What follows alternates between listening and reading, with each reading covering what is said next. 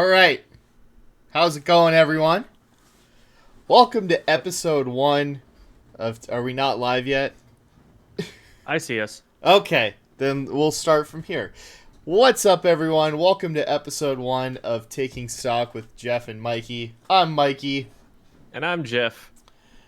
and in this first episode, we are going to be talking about Evo Online. But I guess before we do that, we should probably introduce ourselves, just in case there are folks in here who have never heard of us before or don't know where we come from or anything. So, you want to get us started?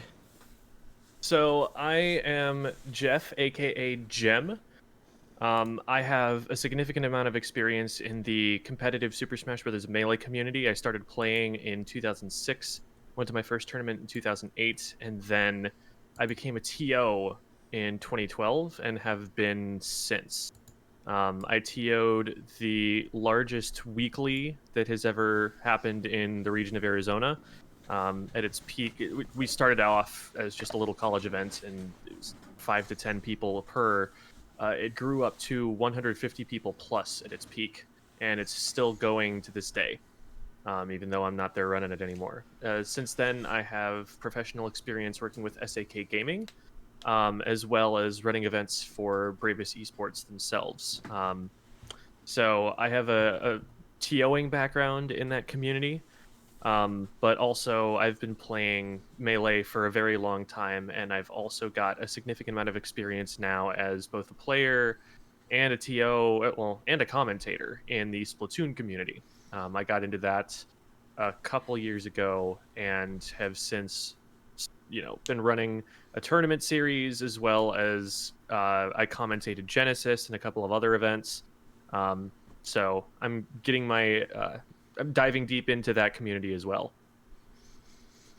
And I'm Mikey. I go by the cheat in the community, as it were.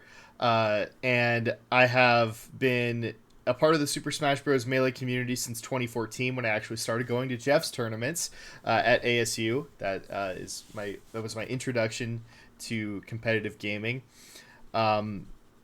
Since then, I've been competing, commentating at primarily Melee events. I've commentated at Genesis, Big House, Shine, Main Stage, some other ones here and there. So that's been a really cool experience to travel around to those tournaments and, be part of the experience for the stream audience. I'm also a TO. I'm the head tournament organizer of Smash Camp, which is the largest annual Super Smash Bros. Tournament in Arizona. Last year was our biggest installation yet. We had a bunch of top players: Mango, Amsa, Zane, S2J, None. It was a really sick tournament to be a part of from the organizing side. And it's been really cool to see that tournament grow. It's kind of like my pet project.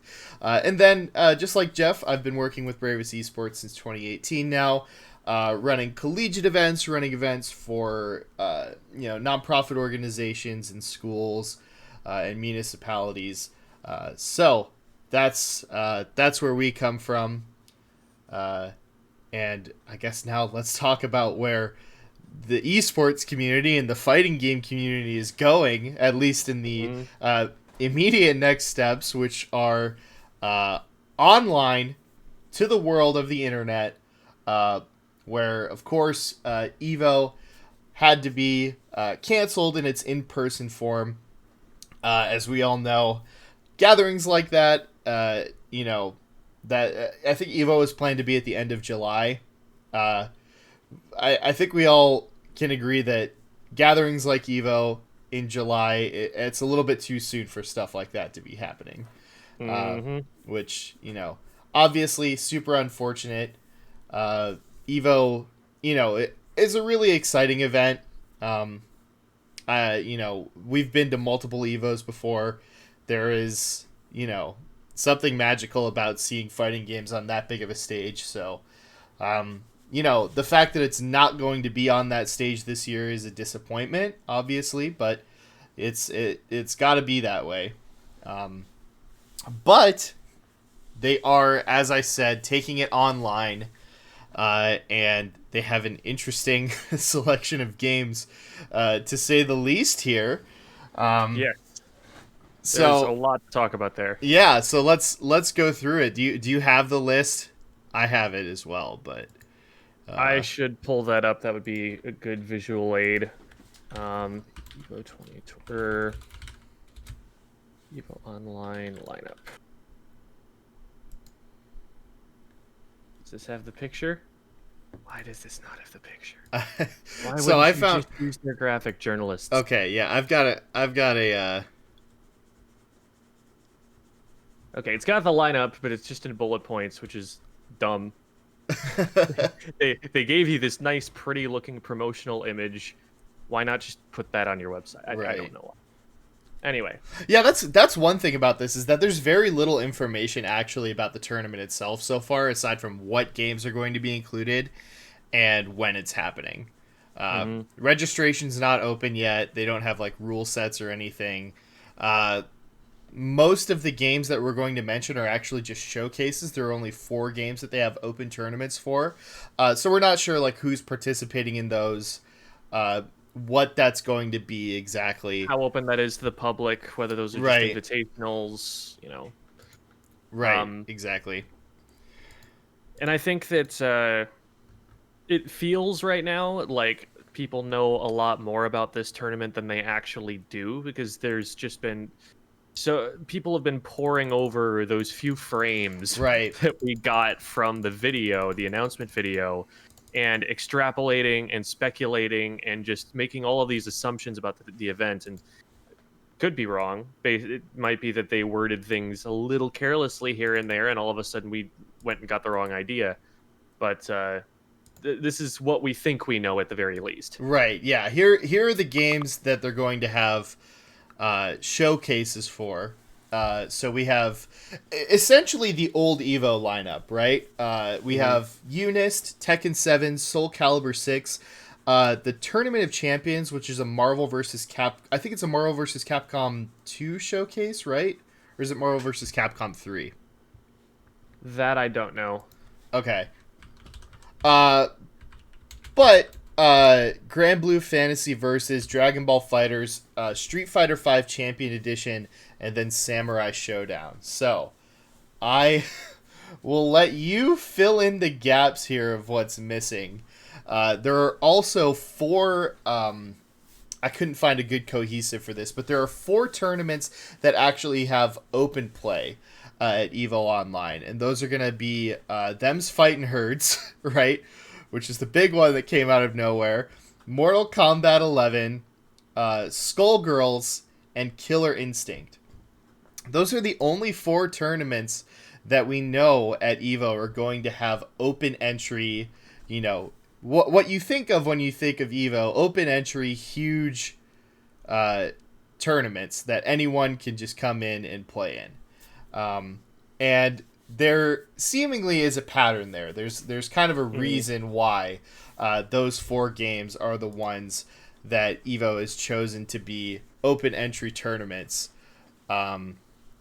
And that is that they have a certain kind of netcode that they use that other fighting games might not necessarily use. And that's called rollback netcode. Geoff, do you know like any of the specifics of how rollback netcode works as opposed to input delay netcode? Yeah, I looked it up a little while ago to kind of get a rough understanding of it. And there's a lot of programming jargon that goes into it. There's a lot that you just kind of have to know about the systems. But at its core, um, the game will progress at normal speed. It will not cause things to take longer. And it will just figure out what data was lost. It will interpolate as much as it possibly can going forward. So, for example, we like to think that we play, so frame perfectly and our movement is so optimized in fighting games. But a lot of the time, you've pressed a button and now you have, say, 10, 12, 25 frames where you don't have to do anything. Right. Your character is in the process of doing a thing, or maybe you're holding the left stick and so your character is moving, and chances are pretty darn good, statistically speaking, that you're going to want to continue moving to the left. And so what an input delay style of netcode would do is, if it takes too long to register, what's going on in the game, it will just stop the game, wait until it's got everything, every frame perfectly figured out, and only start playing the game again once it has everything figured. So the problem with that is that it changes the timing of input sequences.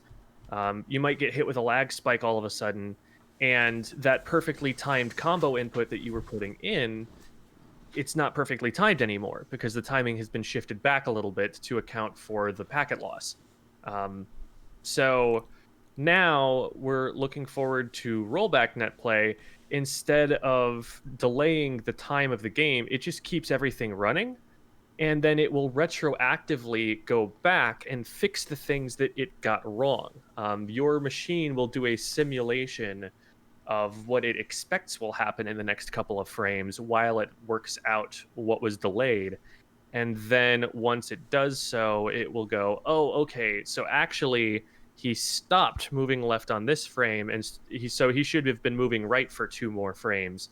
And it will immediately reset its game state to where it should accurately be based on that new information. So whereas with input delay netcode, you're going to see stuttering. You're going to see the game kind of stop for a split second and then keep going and then maybe stop again. With rollback netcode, you will still see issues. You will still see inconsistencies or things that are a little wonky, but it'll be more like a character teleports, or you get hit by something that it looked like on your screen for a few frames you weren't going to get hit by.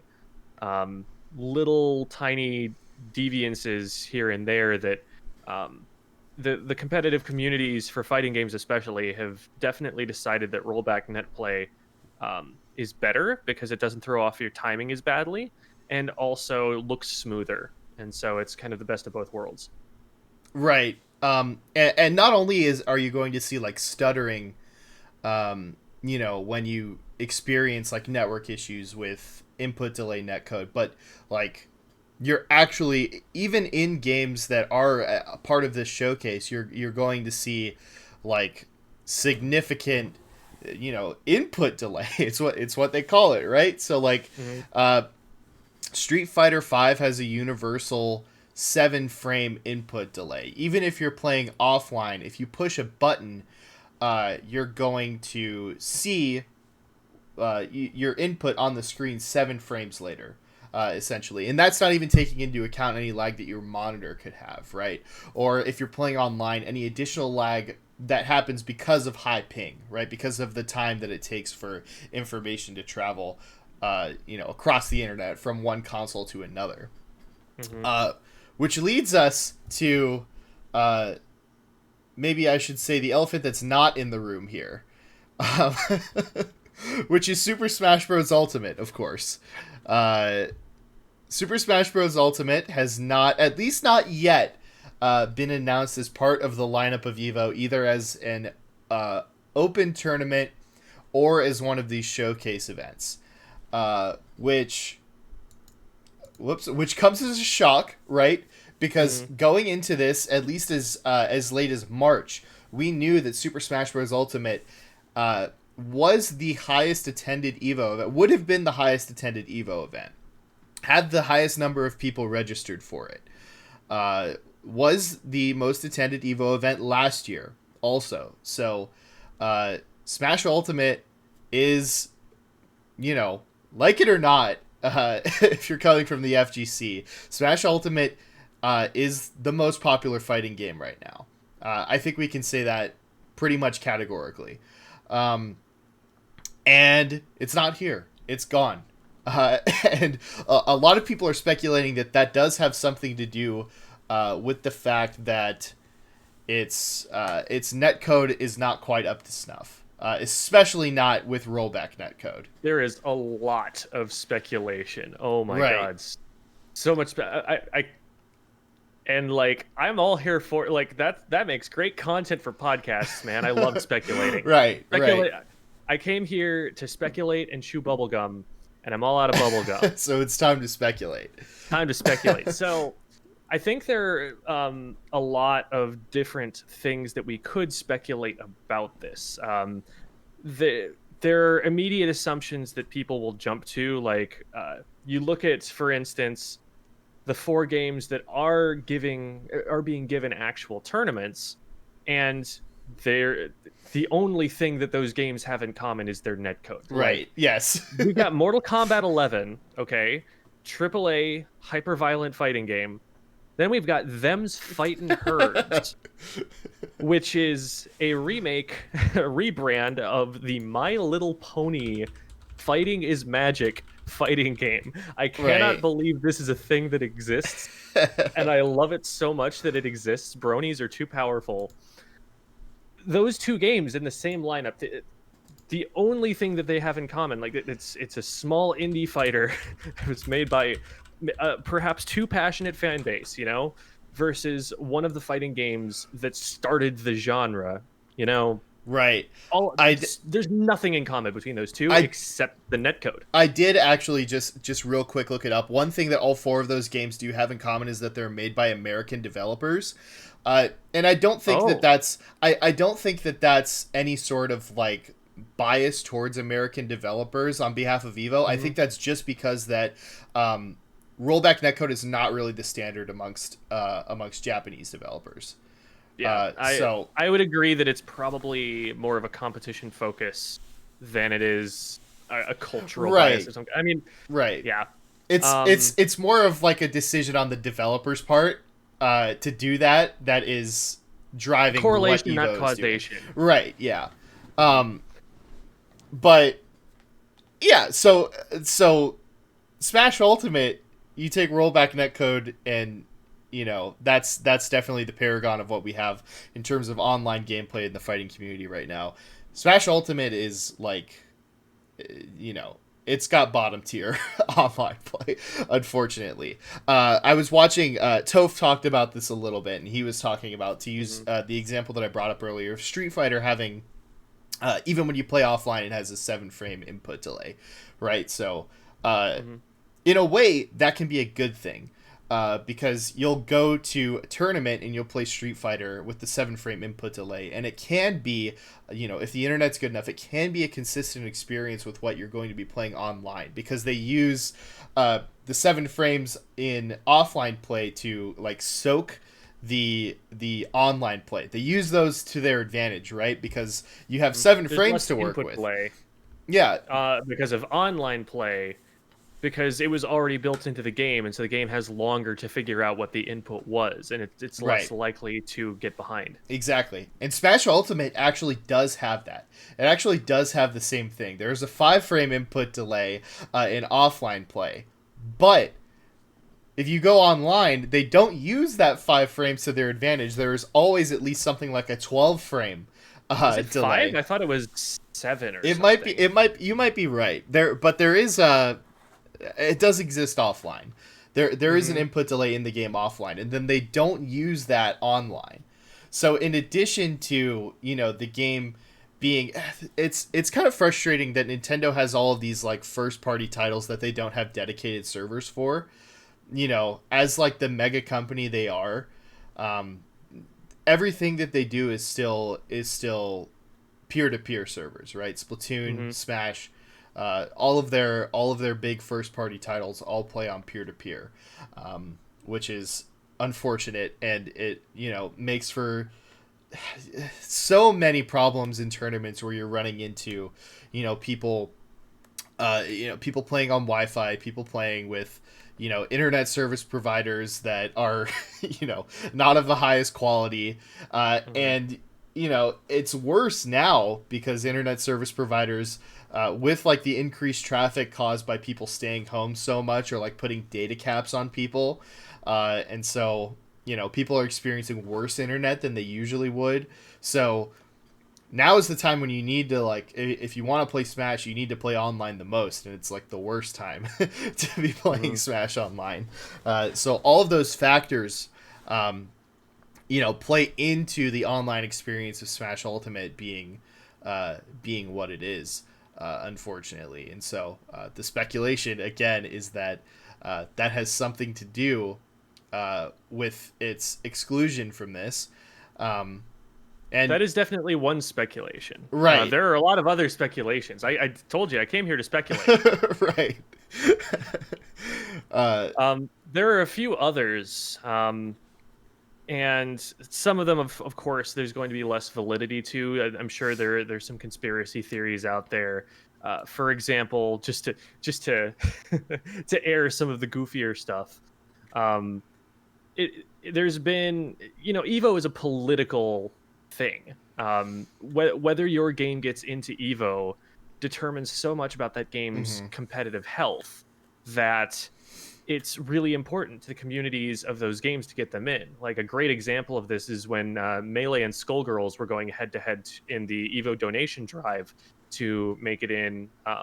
For those of you not familiar, 2013, Evo was like, hey, what should our 8th game be? They ran a Facebook poll, and Smash Bros. Got so many votes that they thought that they were using bots to get those votes, and immediately said, okay, wait, we can't use this. Let's run a donation drive instead. Whoever raises the most money for breast cancer research, their game gets in. And they set up a site where you could donate in the name of the game.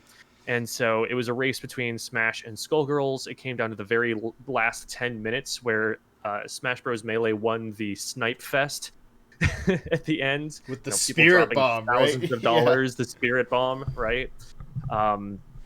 And Melee gets in. But so that kind of politics causes some bad blood here and there. I think there are a lot of fighting game community players to this very day who think that Smash Bros. Isn't a real fighting game because of the mechanical differences in it, because of the isolation of the two communities relative to each other. Yeah. Some people have coined the term platform fighter to describe Smash Bros. Style games to distinguish them from other fighting games, to try and mitigate that confusion. But so there are arguments that it was time for Smash Bros. To get kicked out somehow, and that was the way that Mr. Wizard in his infinite wisdom decided to do it.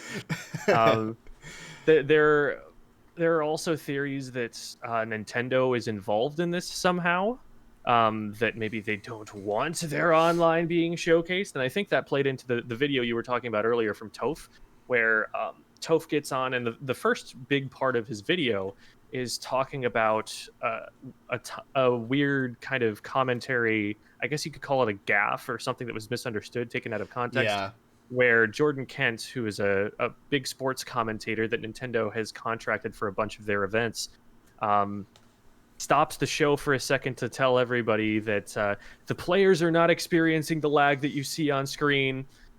This is just on the production level. This is not something the players are encountering, like trying to reassure, I guess, the people that there was competitive integrity in what was happening on screen, which I mean, there's arguments that you didn't need to do that. There's arguments that it probably made it worse the way that it was handled. But yeah, I mean, and the issue is there that the online lag doesn't look good on screen, and maybe there was the concern that Nintendo themselves didn't want their game represented in that way. Yeah.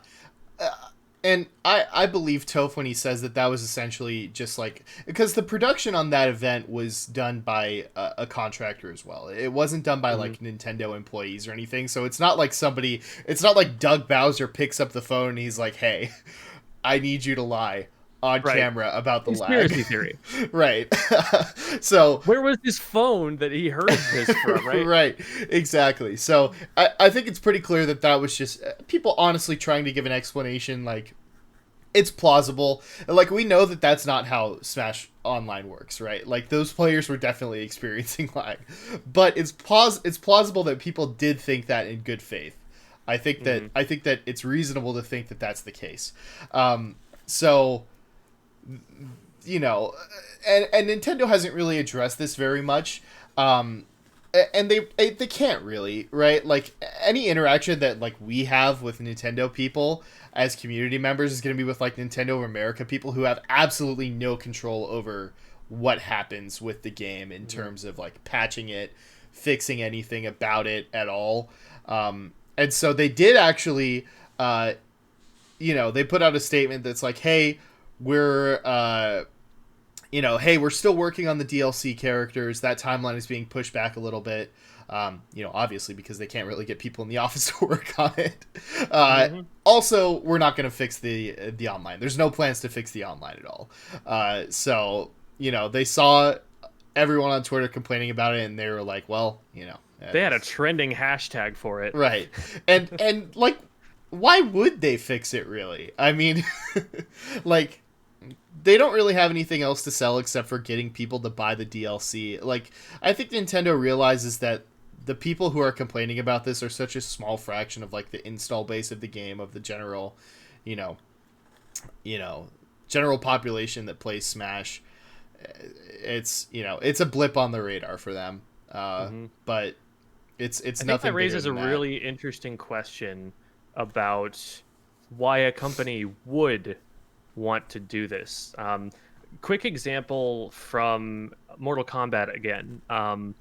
They implemented rollback netcode while the game had already been in development for a while. And in order to get that, it took, I believe, an extra 2 years because the netcode is built into every piece of the game. It goes down to the most fundamental level of a program, which is the machine's clock.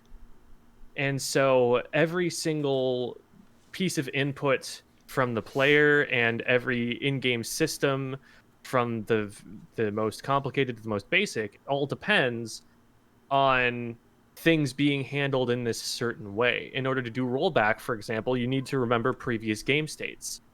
You don't need to do that with input delay. And so now you need to build a gameplay system that will robustly track everything that has happened in the game so far. Well, if you didn't program your game to do that originally, now you're spending a lot more money and a lot more man hours getting that put into the game. And Absolutely. That was a sacrifice that Mortal Kombat made. Are you hearing this cat meowing? Yeah. She's being really obnoxious right now. Anyway.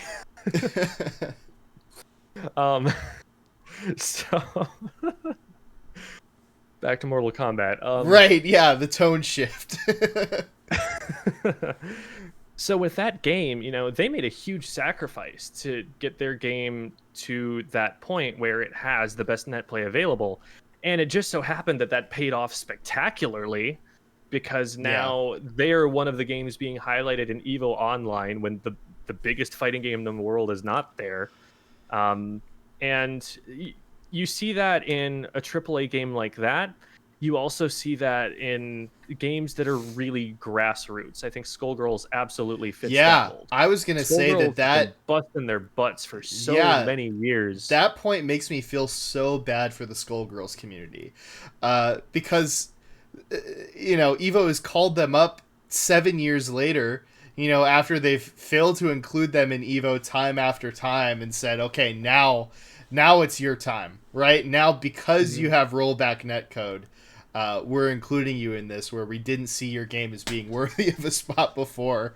So I think it is causing some like friction among the Skullgirls community, where they're like, you can't just you can't just say that now we need you because you have the rollback netcode. Like, their game has had a strong community, for many years. I think the game came out in 2012, right? And people are still passionate about it, obviously. So, yeah, I see big parallels between them and the Project M community in a lot of respects. Yeah.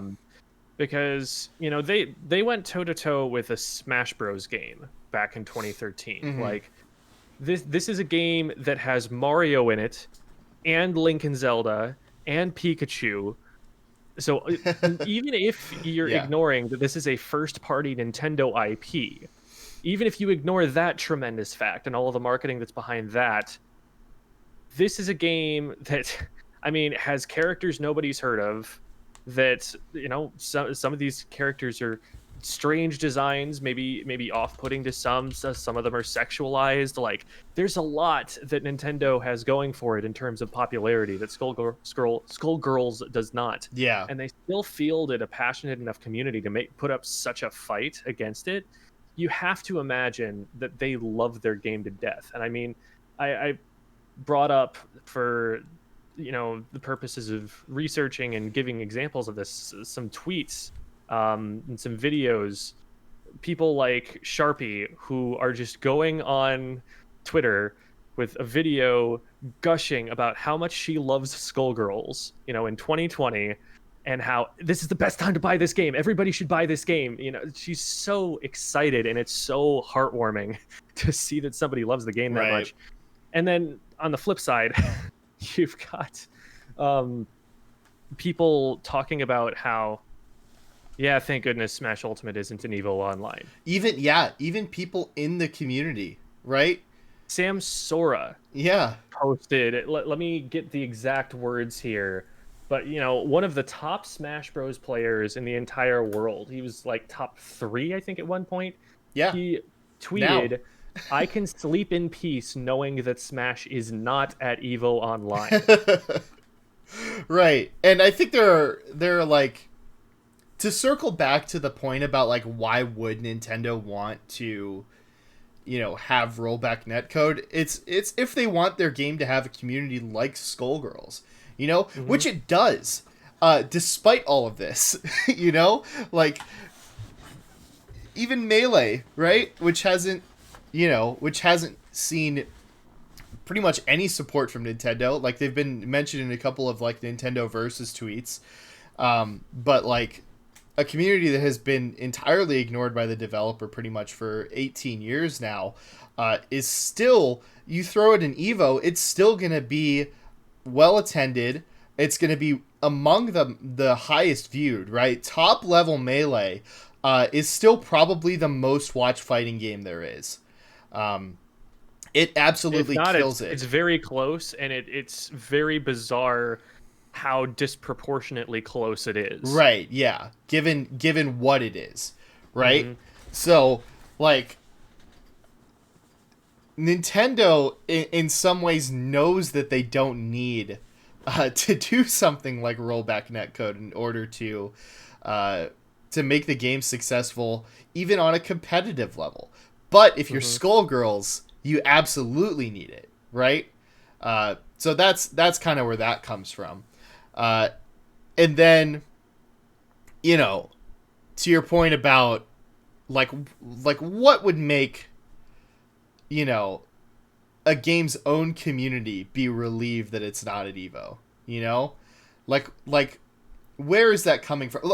And also, I think that there might be something to the argument that that this isn't about the online play for Smash. Because like, what's the worst that happens? You get like MKLeo and like Tweak to play against each other online. That's something like what I assume is going to happen with like Street Fighter and Dragon Ball Fighters here. They're just going to have like, 4 to 8 players play in some sort of, I don't even know if it's going to be just like a competitive tournament or just, like a showcase of some sort. I don't really know what it's going to be. Right, yeah, the swag contest. There's very little information about what it's actually going to be. So let's say it's like a 4-person invitational tournament, and you get like Zero, MKLeo, Sam Sora, and Tweak or something, and they play online together. Like, what's the worst outcome for Evo doing that? What's the worst outcome for Evo doing that? It's an interesting question, because I'm thinking I don't know super well what Evo's business model is exactly, because they're definitely, Evo Online as a whole, they're losing a ton of ticket sales, obviously. They're losing the registration to a significant extent, because they don't have a venue that they have to put up for. But then again, they don't have a venue to put up for. Like, is this making it so that they can run more profitably? I don't know that. I'm not in their accounting. It's entirely possible, right? Like, I don't think this is going to be as highly viewed as Evo would be, obviously, right? Mhm. There's, it doesn't There's have the this. expectation that the games will be interfered with, that they're not playing in the lagless fashion that you would get online, Yeah. and that therefore the level of play just isn't going to be as high. And I think the story of an Evo winner is that you go into a tournament with 3,000 people in it and you're the last one standing, right?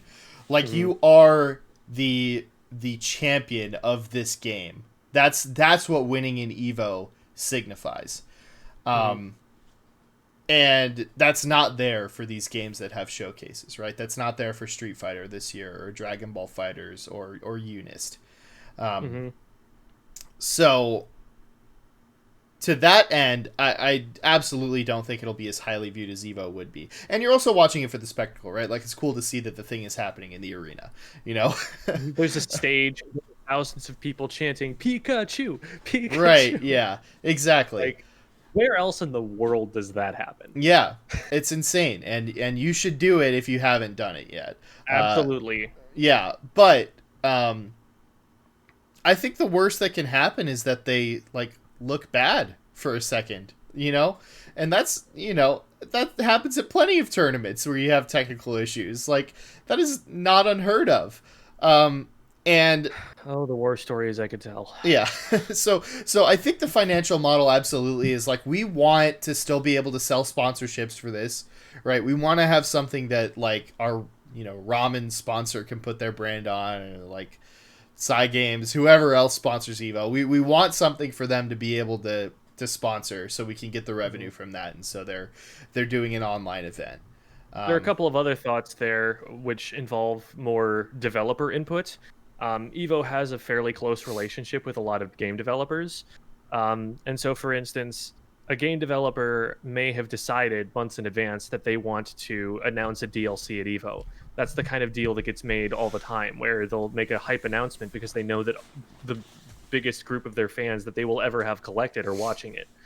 Yeah, Um, so that's something where this is a corporate issue. If it's been planned out 6 months in advance, and then all of a sudden Evo Online happens, or like let's not even imagine that for a second. Let's say Evo Online is not possible anymore, or Evo in general is not possible anymore. They lose their opportunity. So there had to be an Evo Online, maybe if something like that was going to happen.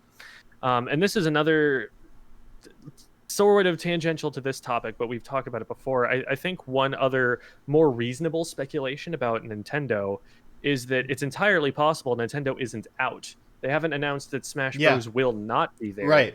They just excluded it from the one graphic. And that might mean that they're still talking to Nintendo. Because the thing is, Nintendo, the one thing that they always struggle with anything regarding Smash is that copyright is a bear to deal with all of those characters, with all those different games represented. They've got Square Enix involved. There Yeah, are references to Disney characters and some Brawl trophies. Like, there is a pretty hefty group of corporate organizations who all have their content in Smash Bros. Games. And Smash Ultimate took every single one of them and put them all together. yeah, So you have to imagine that the machine, the cogs of the machine turn a little bit more slowly, because every single group who has a stake in that game has to be involved in any decision making regarding it. And since this was a quick decision that had to be made, Evo, one of the bigger tournaments for video games, they had to make a snap decision because of the pandemic, and that was as fast as they could figure it out. right. Well, Nintendo's Yeah. a bigger company. Like, Well, maybe they're just taking longer to figure out I what they want to do with this. yeah, I wonder if Evo felt a sense of like this is the latest that we could possibly announce this. Hmm. Which I don't know how true that is, because you'd think if that's the case, they would just open up registration immediately for these games. Um, I won't pretend to know what's happening behind the scenes at Evo or at Nintendo, but I think you're right that there is something to the idea that like we had all year to come to an agreement with Nintendo about how they were going to be involved with Evo in its conventional format. And the precedent of having done that with Evo before, like the Nintendo name has been on Evo for a while now. Hmm. I think probably since 2015, if I'm remembering correctly. So they've had like 4 years of working with Nintendo now, like establishing how that relationship works, and now like basically in 3 months, in 2 months essentially, right? Because this was announced like at the start of May, and the first of the open tournaments begins on July 4th. So now, like in 2 months, basically, you have to make this decision on what a new relationship looks like with Nintendo. And I can imagine you're right that things slow down quite a bit when you're working with Nintendo. So to me, that's like the most likely explanation for what's happening here. And who knows, maybe it just won't happen at all, and that's why. Mm-hmm. But we've seen, on both sides of this relationship, some difficulties in the past. Obviously, Nintendo shut down Melee at Evo 2013, but brought it back due to some outrage on the internet. Yeah, the the Melee community will always hold that as a point of pride that they were able to at least get this one thing out of Nintendo when they yelled loudly enough. Right.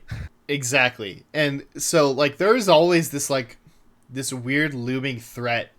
It seems like that Nintendo can just come in and like cancel your if not your event, then certainly your stream. They can straight up evil empire you, and right. That's a terrifying thought. Yeah. And it's great that they don't almost all of the time. So good on them for that, at least. But that might have been what happened with Evo, because it is a stream-only event now. Or you would imagine that it would be for Evo Online. Like they definitely wouldn't have an invitational, because as we've discussed, all 4 of those games have something in common. And that thing is something that Smash Ultimate just doesn't have. It's not even close. So that, is a possibility, certainly. But, there have also been some things that Mr. Wizard has said in the past that are not entirely kind to the Smash Bros. Community. He's definitely pitted the games against each other before. He put up a poll back in 2015. I don't exactly remember what year it was. I'd have to go find the tweet. But he basically put up a poll that was like, you have to vote whether you want Smash 4 or Melee to be included in Evo. And of course he put both in, right? because of course. He's just testing the waters. Right, yeah. And he, in 2018, threatened to take Melee out of Evo the next year, and then proceeded to take Melee out of Evo in 2019. And cat being all right. Oh no! Oh no! Don't do it. She already ran out of the room because she knew. She's scared. She tries to eat my cat's food, and I'm not about that. Not cool. Not cool. But yeah. So as I was saying, like he threatened to take Melee out of Evo for Evo 2019, and his conditions were like, Melee players complain about best 3 out of 5. Not being in the tournament until winners finals. The game better be exciting in the arena this year, or else it's not going to come back. And guess what? It didn't come back. Of course.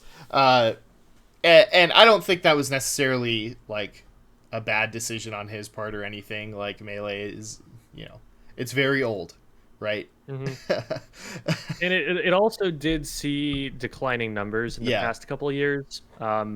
Like more so that it kind of plateaued a little bit in maybe 17, 18, and we'd been noticing, okay, it's not growing anymore. But it has actually finally started to decline a little bit. Still has extremely passionate fans, and it's not going anywhere anytime soon. But that's a trend that I'm sure Mr. Wizard was aware of. Oh yeah.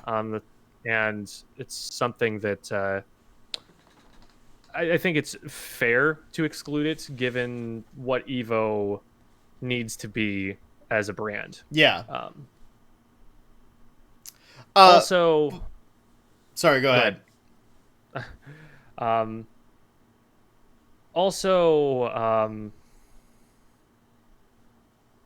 don't know.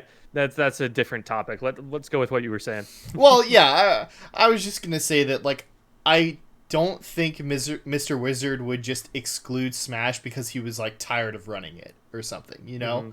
Like, if it's making the most money, I feel like he's gonna run it. Yeah, and people will watch whatever thing that he's gonna throw up on stream for Smash Ultimate just because they're fans, just because people love Smash. So I don't think that it has anything to do with like Mr. Wizard's personal feelings about the game or anything, or like the Evo staff in general's personal feelings. He's a businessman, right? Yeah. So it would seem. I don't know. Maybe I'm wrong, dude. Like, because I mean, okay, he is a little bit more of a Dana White than a Bill Gates, but right, yeah, yeah, absolutely. He's definitely got the Vince McMahon gene. So I don't know, and I don't think he's ever going to explain, because a lot of people have been asking, and I don't know. Let me check his Twitter now. Has he said anything?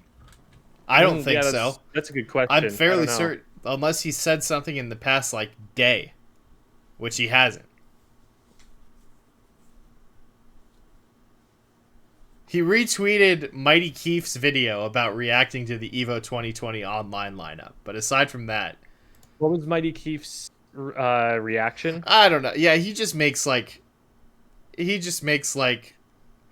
things Bayonetta mains say videos and stuff, So it's like one of those. Okay. So is it like a bunch of like reaction macros paired with each of the respective communities or something? Yeah, pretty much. That's okay. That's about it. So he retweeted that, which, just stir in the pot. Maybe it means that Smash actually isn't going to be there, that like no announcement is coming down the pipeline for it or anything. But yeah, it's just a super interesting thing to see, like the reaction from the Smash Ultimate community. Like, you'd think that they'd be upset, but it seems really like nobody is, Yeah, like I saw a tweet that it very much it got a lot of traction, like 12,000 likes, 3,000 retweets. That's pretty big for a Smash community tweet. Yeah. That's something that blew up. From Ludi Loco, he says, I expected there to be way more salt after the Evo lineup was announced, but it seems like it's pretty much just... And then we've got a comic that I guess I now have to verbally explain because I've made a mistake. So it's the scene in Tom and Jerry where Jerry has this glum expression on his face. Tom's got a sword and this face like, let's go, violence. But Jerry's just kind of sitting there glumly, letting the point of the sword stick on right on his belly. And Jerry is smashers after Wi-Fi, after forced to play Wi-Fi for 2 straight months. And then Tom is Evo cutting ultimate. And then he realizes Jerry's just kind of like, yeah. Whatever. I might be able to get that, actually. Yeah, let's see if we can show that on screen here. I've got here it is. The link if you need it. Yeah. Found it? Yeah. Yeah, I mean, that's pretty much it, right? The top response is godlike call by Evo, to be honest. Which is so funny because it's like there is no explanation yet. That nobody knows why this is happening, right? Mm-hmm. Nobody knows why this is happening, and the Smash community all immediately jump to like, well, the online sucks, right? So that's why our game is bad, right? There's this really weird sense that I get that Ultimate players really don't like their own game. Like, so you get that impression a lot, and it's not true in a lot of respects. There are so many passionate people. Like, someone does not play this game for as long without at least somewhat enjoying it, right? You don't become the best in the world at a game you hate. But then, you saw that tweet from Sam Sora earlier, like, thank God this isn't happening.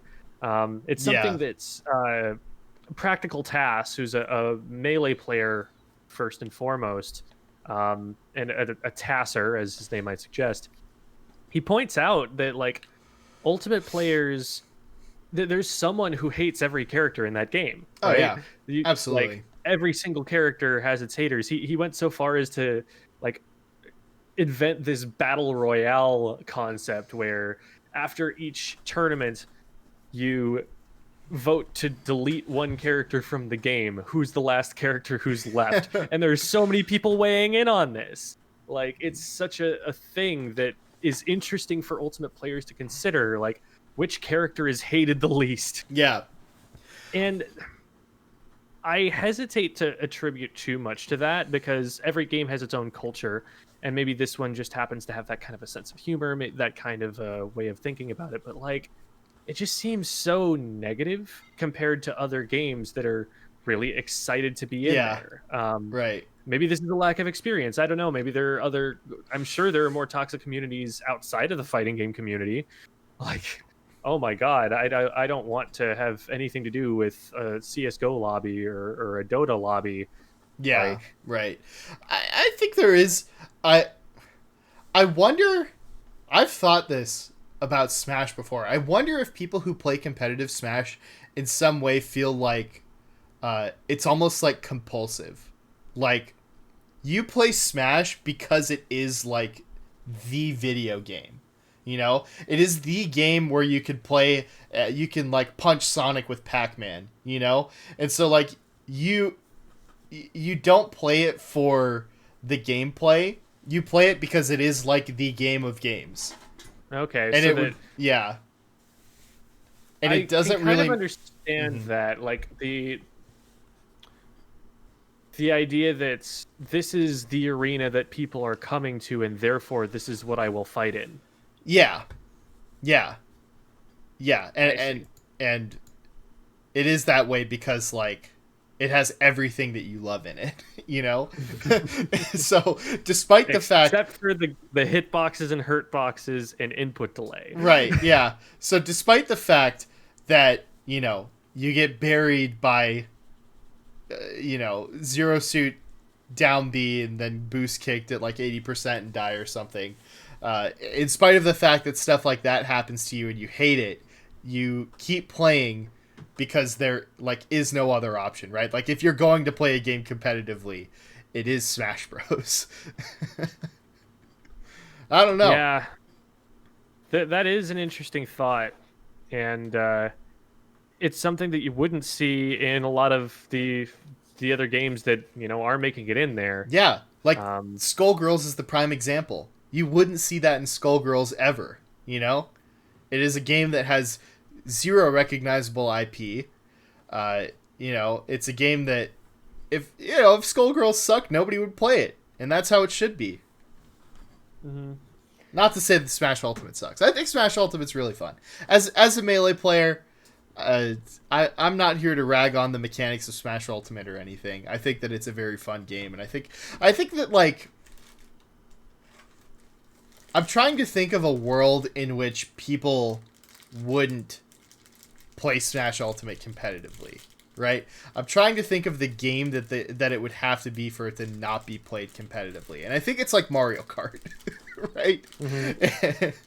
You can't turn items off. Yeah, you can't turn items off. That comes to mind. Yeah, and that maybe would make it so that people wouldn't play it competitively, but like it always will be. Like if let's take like Brawl, right? Mm-hmm. If Brawl was just some like ridiculously themed IP. Let's say Brawl is a Shrek game. Let's say you take Shrek Super Slam and you give it Brawl mechanics. Do people play that game competitively? No. I don't think they do. I think it's a stretch to say they'd play Smash Ultimate competitively if it was a Shrek game. I feel like the fact that it's a Shrek game actually is the primary reason that it's got so much going for it. Shrek like, Super Slam? Yes, right. But, like, would it be... I think... but just take the mechanics of it? I see. Yeah. Okay. I think You're Rivals not saying replace the branding, you're saying just take the game itself. And put Shrek skins on it. Take Brawl and put Shrek skins on it. Is it more or less popular than Shrek Super Slam? less popular, but definitely still popular. I feel like we should go.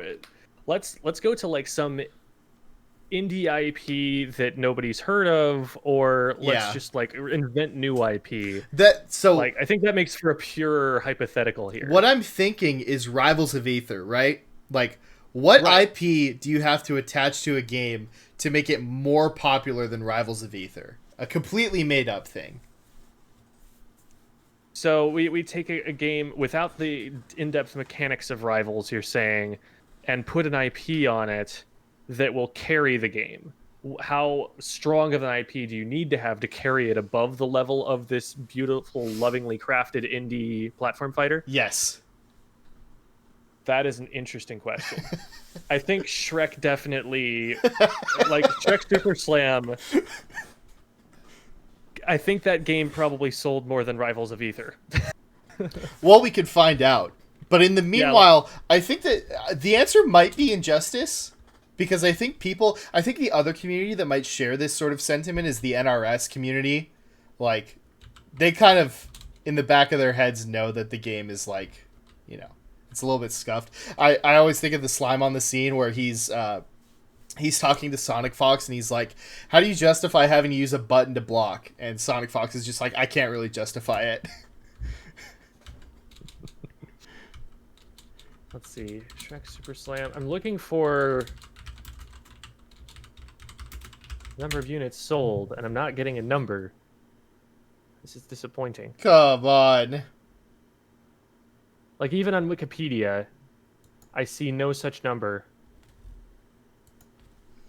Video game sales. We've got reviews all over the place, which range from 66% or 56% to 74%.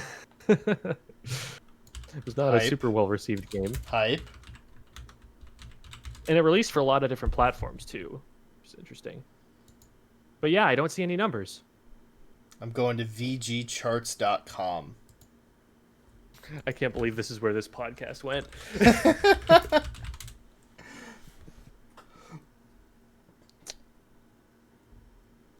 Shrek Super Slam.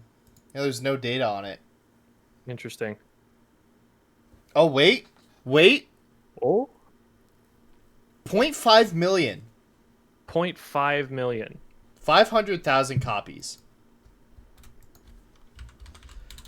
If Rivals of Aether has sold more than 500,000 copies, then that's a win for fighting game players all around the world. I'll say it now. So let's see. When was this article published? Because there's a Forbes article that's in that says that it had sold 500,000 units so far, but I need to find the date that this was published. Are you talking about Rivals? Yeah. Okay, because this website says 0.29 million. 0.29 million. So Rivals has actually outsold. No, Shrek's at 500,000. Shrek's at 500,000. This website says Rivals is at 290,000.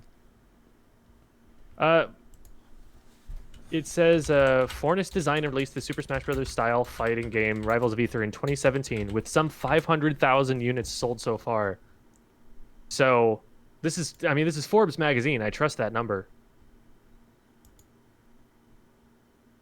So if that number is correct, it has officially eclipsed Shrek Super Slam, and we should all be proud of ourselves. You know what? I think it has. Because I'm looking at Steam Spy and it says 500,000 to 1 million.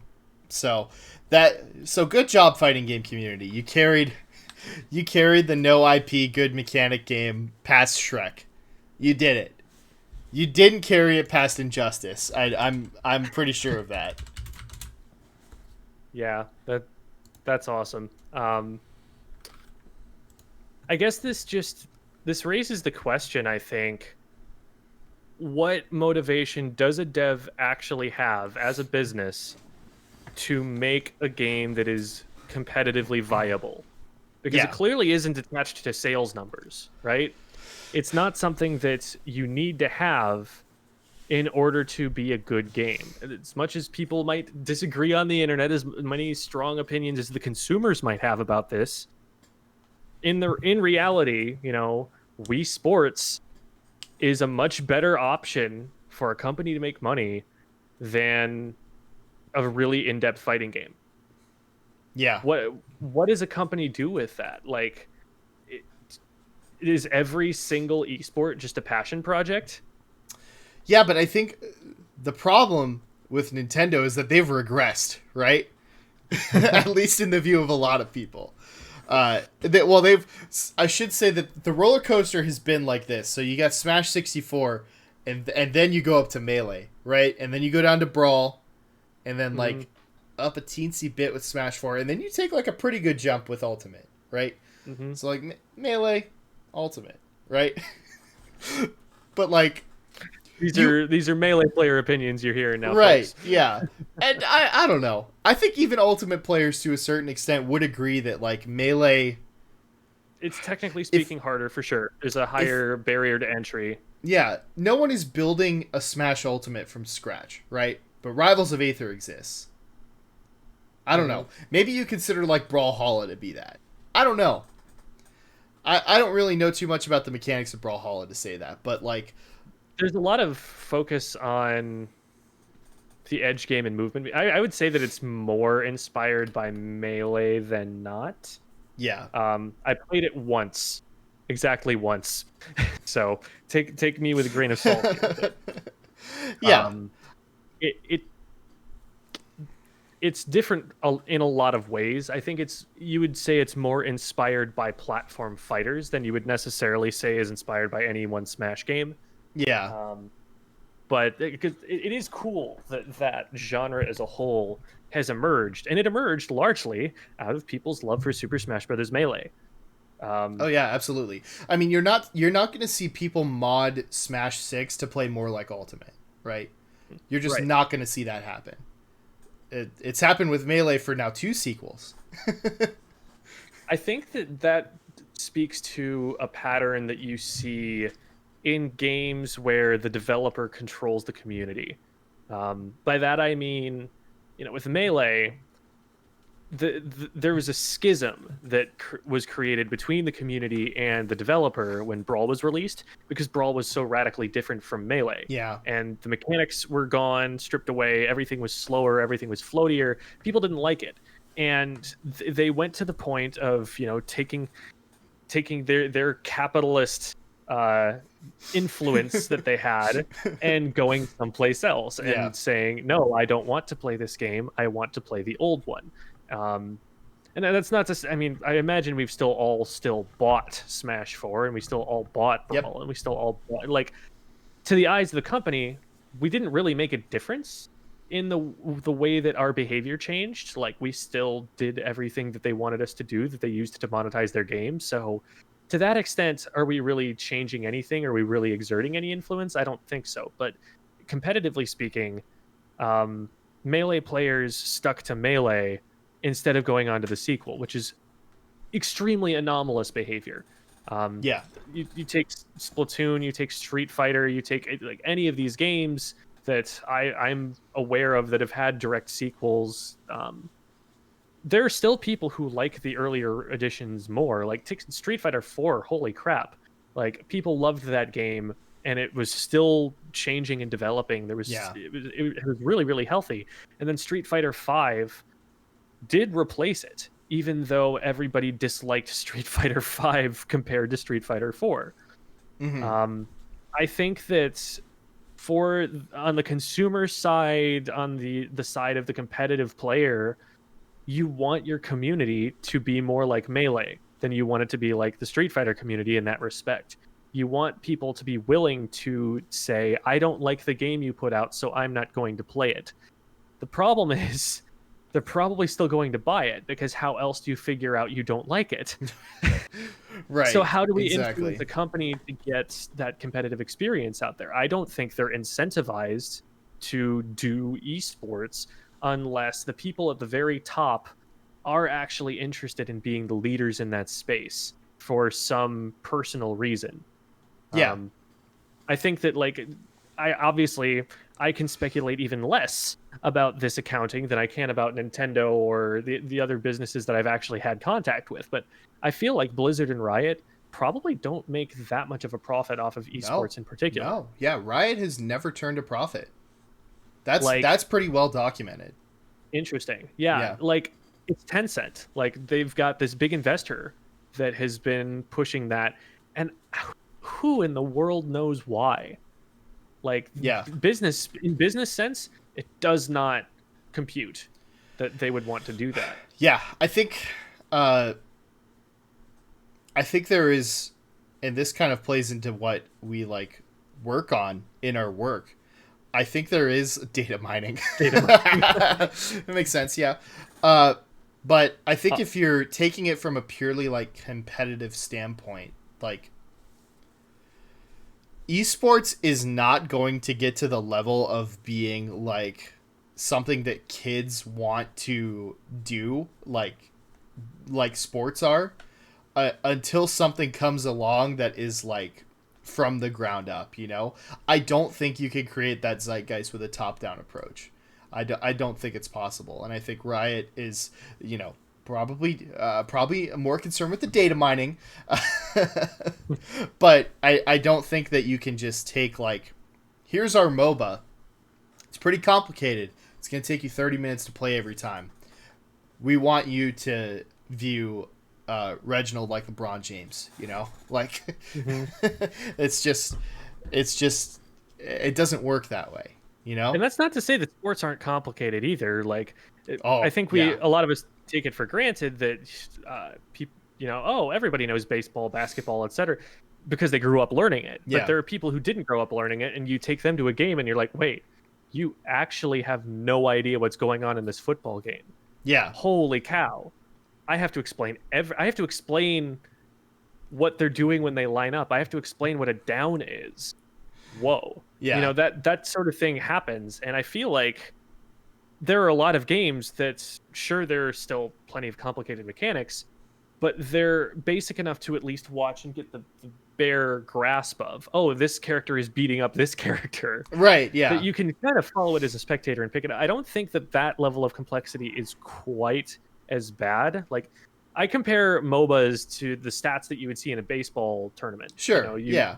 You can talk about ERAs, RBIs, and all this other alphabet soup all you want Vorp. that will confuse the casual watcher. Yeah, all your Moneyball stuff. Yeah. So you can talk about all of that stuff in baseball as well. I think the Yeah. complexity isn't necessarily a deterrent, but like I look at the things that have been the next big thing. You talk about things that just had a huge media presence all of a sudden because they exploded out, and usually they exploded out of a very small niche community Yeah. that everyone looked at and was like, whoa, that is extremely cool. We want that. And 5 years later, it was mainstream, even though up until this point it had been extremely underground.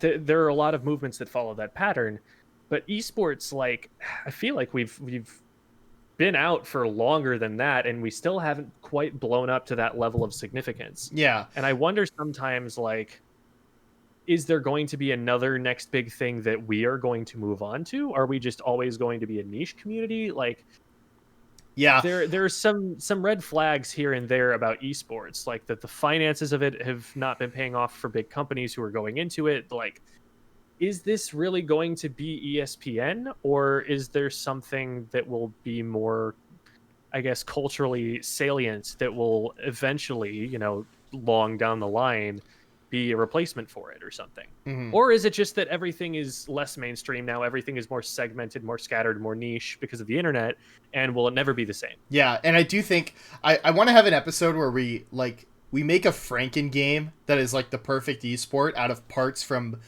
other esports titles. Oh, that's going to be fun. I like that idea. Yeah, and I think that we could probably get more into that discussion in that episode, because that'll lead us to talk about, like, for example, I think we'll probably have different categories that we pick from. So, like, how, like, like what platforms are the game on? Like what gameplay are you taking from? Like, is it a team game? Is it an individual game? Stuff like that. So, I think that'll be good for having more discussions about that. Like, what do we think builds this title that could have the potential of like taking the world by storm?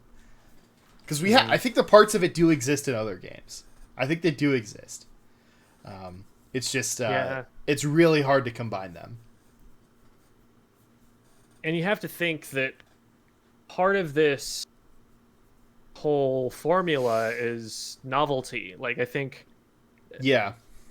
that's another thing that concerns me, that because, you know, it's a financial endeavor, if it's not new, it's not as likely to sell as much. I don't know.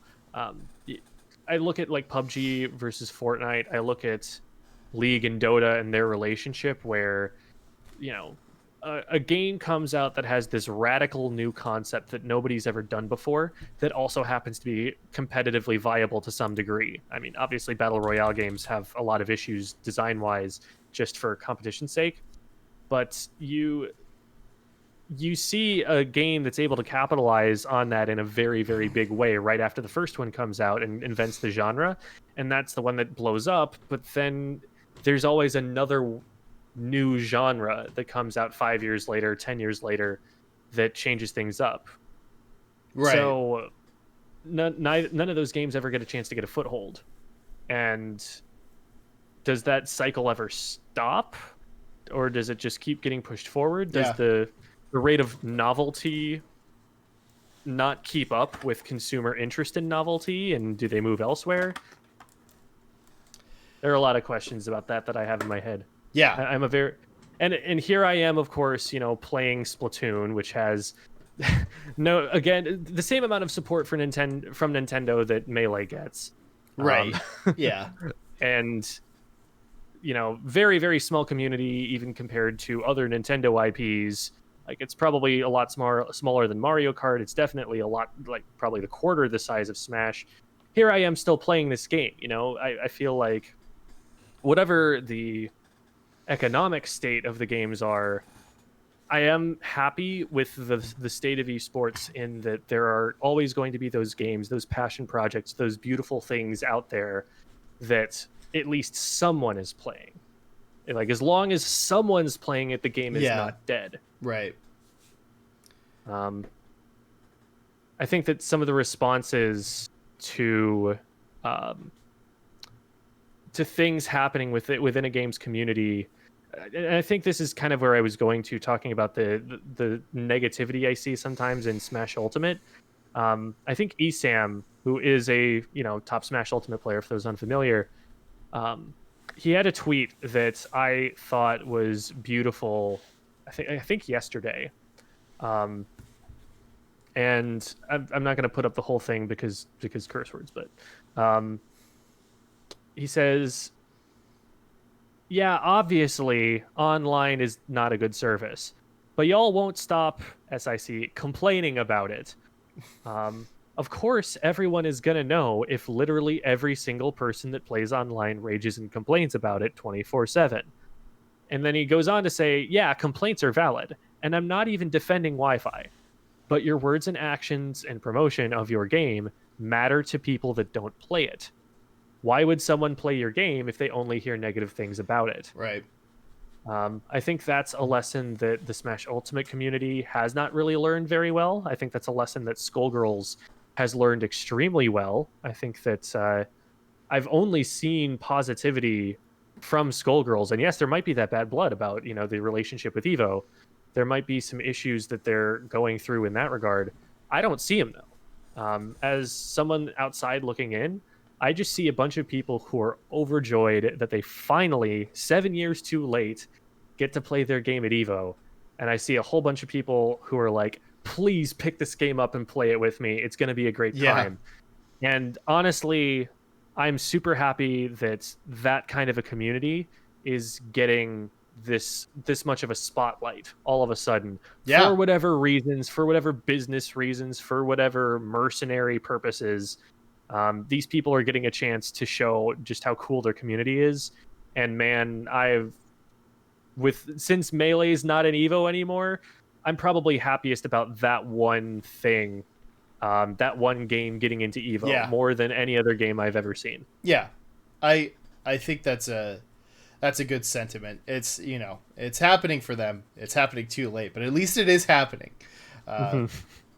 And yeah, I think Project M when? Project M1. Yeah.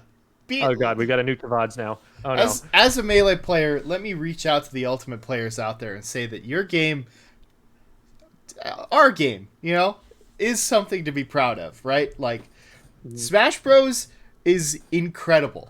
It, not only has this super strong IP with really well designed characters, and in Smash Ultimate in particular, I think the game is really well balanced, which is incredibly hard to do with a lineup as big as it is. Like, the amount of care and detail that they've put into all of these characters is incredible. Like, this game could be horrible. This game could be worse than Brawl, and we're very lucky that it's not. PlayStation All-Stars tried to do the same thing. This game could be PlayStation All-Stars Battle Royale, dude. It literally could be that. And it's so, like, there are very few games. I think about, have you watched Donkey's review of Super Mario 64 before? And how... I think I have, but I don't remember...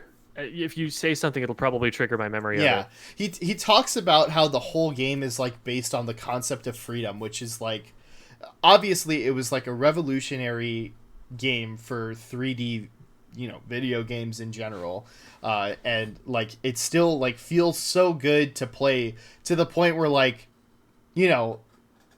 people don't just speed run Super Mario 64 to finish it as fast as possible, right? Like we know that the 70 star and 120 star categories still exist, which are categories that are like hugely based on how well you can move in the game, and use the control mechanics. And like I think Smash echoes that in a lot of ways. I think Smash is very much like breaks the bounds of traditional fighting games where you're moving on like one line for the most part. And makes it that you can really just like feel like you're flying in Smash, which I think is incredible. I think that we're very lucky that Smash is the game that it is, even if you have gripes with these like specific things about Ultimate. So, Ultimate players out there, it's sick, right? The game's sick, and we should all think about that every once in a while. I think that Nintendo, we have such a love-hate relationship with them because I think in terms of making a primary gameplay loop fun, I think Nintendo are the best in the business and have been for as long as they've been doing it.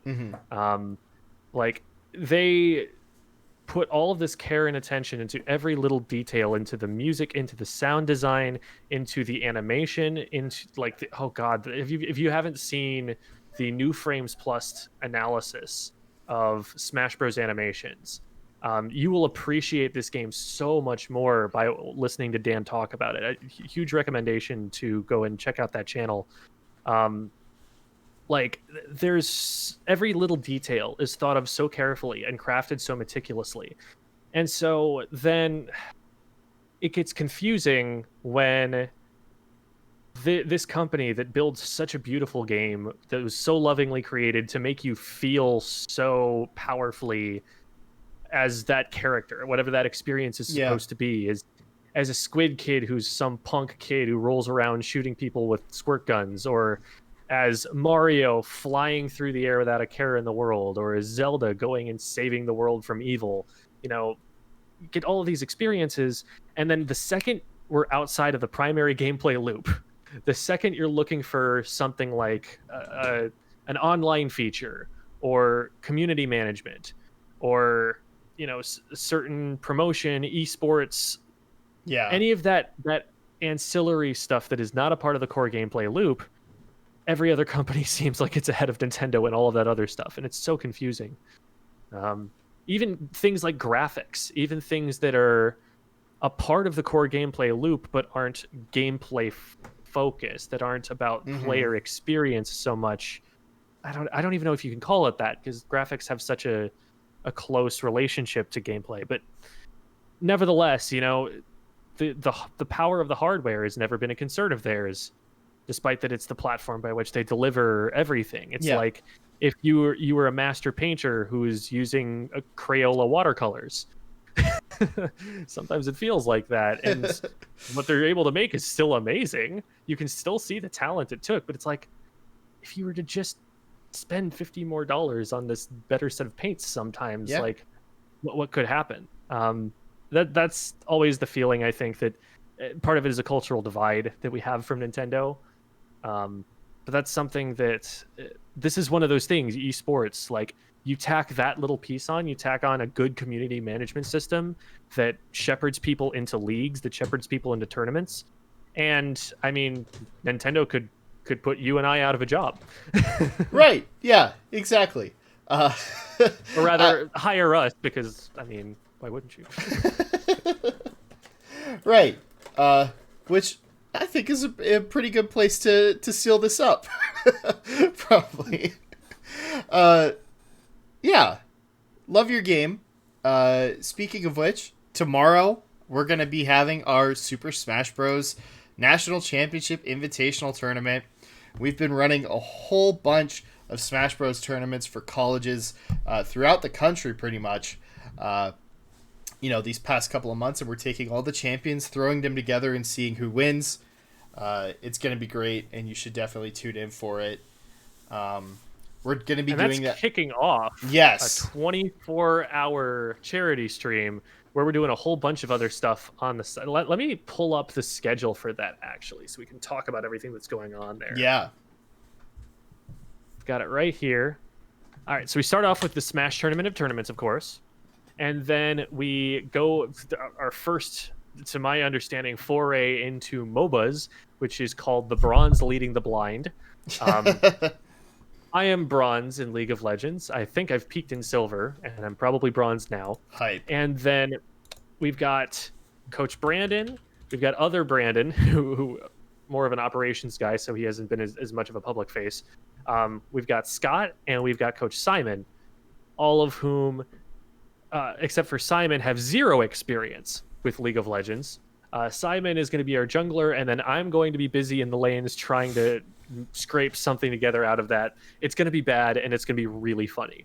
And we've got some Sea of Thieves. You guys have probably seen that on this channel before with a number of people, Cass, Scott, Simon, Sam, starting at 9 there. Then we've got Coach Brandon, Coach Eyes doing something at midnight. Yeah. We've got Moneywise multiplayer with Eric. We've got Coach Mikey doing, I think, something Smash. Yeah, I'll probably play some Smash Ultimate and maybe play some sports games as well. Gotcha. I don't know. I could do Melee, but I don't think anybody's going to be on Anther's Ladder at 4 a.m. I mean, there are a lot of things that aren't happening at 4 a.m. as well. But yeah. Then we got Kerbal Space Program in the morning with Cass. We've got Island Hopping and Animal Crossing that's going to be at 10 a.m. At noon, we're going to get a good... We thought we were only going to get 2 hours, but now we're going to get 4 hours, if we want them, of Splatfest. So all of my squid friends out there, show up at noon on Saturday, and we will be Splatfesting. We're all Team Ketchup against Mikey's Will. And then we finish out that 24-hour tournament with Rocket League's Tournament of Tournaments at 4 p.m. This is all Pacific time, by the way, on Saturday. So we got a whole bunch of cool stuff. We'll be posting that schedule, I'm sure, when we can, so that everyone can tune into whatever it is that they're looking for. But I'm looking forward to a lot of those things, and I think it's going to do some good. It's going to be a charity stream, so come on down, take a look, maybe drop a little money for a good cause. Yeah, it's for Extra Life, which supports children's hospitals. Really good time to be supporting your hospitals right now. Yeah. So please do tune in, hang out with us for that. Yeah. Anything else you want to talk about before we sign off here? Melee is good. Everyone should play it. Melee's good. Also Project M. Melee's good, and also Project M is good, and also Ultimate's good, guys. Just, yeah. They're all good. They're all good and fun. And according to Sharpie, Skullgirls is too. I'll have to take her word for it. Yep. All right. We will see you next Thursday. Bye, Thanks, everybody. guys.